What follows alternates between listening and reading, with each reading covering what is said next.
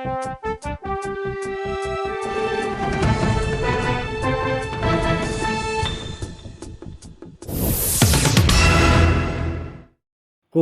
Jawa Tengah Ahmad Lutfi mengupayakan rencana realisasi revitalisasi Pelabuhan Tanjung Emas Semarang untuk memacu kuantitas layanan distribusi logistik ekspor barang dari provinsi tersebut.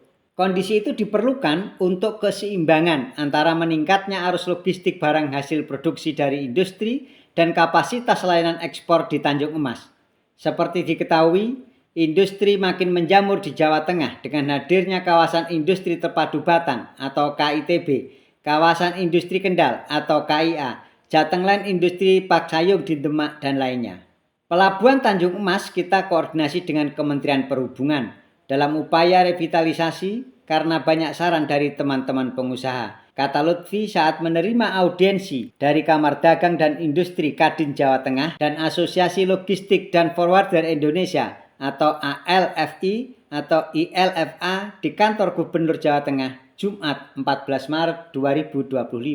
Pada kesempatan itu, Lutfi menerima sejumlah saran dan permintaan dari asosiasi pengusaha terkait mendesaknya revitalisasi Tanjung Emas, baik pendalaman dermaga, perluasan transit kontainer, parkir truk, dan lainnya. Tujuannya untuk menunjang kegiatan ekspor produk dari Jawa Tengah yang trennya kian meningkat.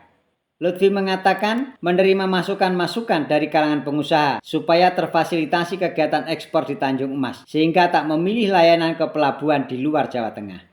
Selanjutnya dia bilang akan berkomunikasi lebih lanjut dengan PT Pelabuhan Indonesia selaku pemilik Pelabuhan Cabang Tanjung Emas dan Asosiasi Pengusaha.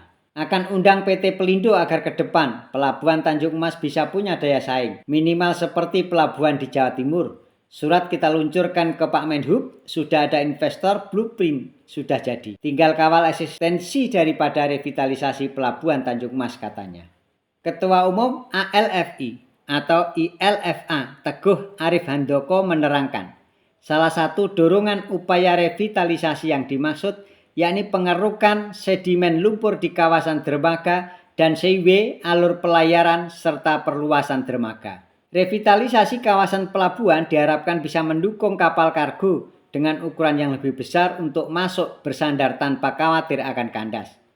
Dari ukuran kapal kargo 500 teus saat ini menjadi 1000 teus bahkan 2000 sampai 3000. Ini bisa menambah volume pelayanan di Tanjung Emas. Kita harapkan semua kontainer yang keluar dari industri di Pantura Jateng bisa ekspor melalui Tanjung Emas. Jangan sampai ada kawasan industri yang ekspornya melalui Jatim, Jabar, atau Jakarta, kata dia.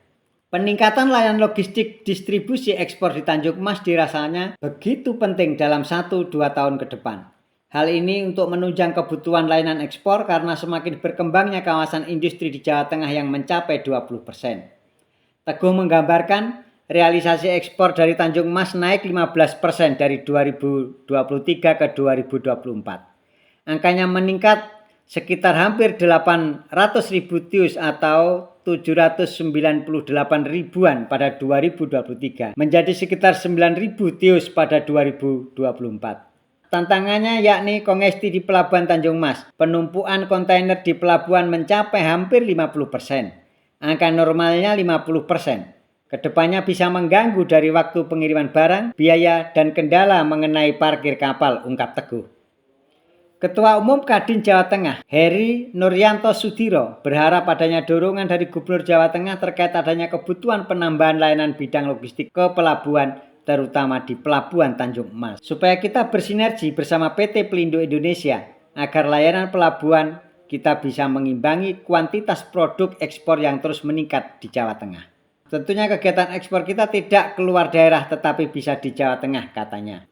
Melansir data dari BPS Jawa Tengah, nilai ekspor provinsi tersebut pada Januari 2025 mencapai 965,55 US dollar dengan volume ekspor 314,31 ribu ton, meningkat 3,29% secara year on year dari Januari 2024 pada angka 934,81 USD dengan volume ekspor 277,76 ribu ton.